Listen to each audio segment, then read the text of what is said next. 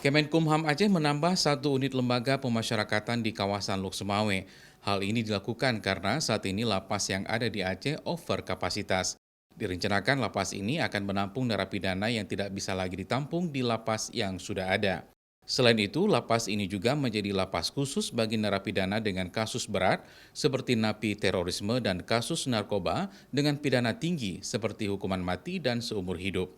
Sehingga Kemenkumham membangun blok hunian dengan kategori resiko tinggi untuk menjaga ketertiban dan gangguan keamanan.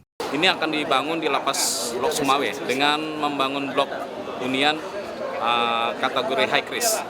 Jadi ini juga sudah kita berlangsungkan. Namun tentu ini juga kita berharap anggaran ini berjalan dalam 2 tahapan. Tentu harapan kita 2024 bisa berjalan. Napi khusus narkoba mendominasi jumlah narapidana yang ada di seluruh lapas di Aceh. Jumlahnya 60% dari total narapidana yang menghuni berbagai lapas. Sehingga redistribusi dilakukan secepatnya agar lapas tidak over kapasitas. Mustajab, Kompas TV, Banda Aceh.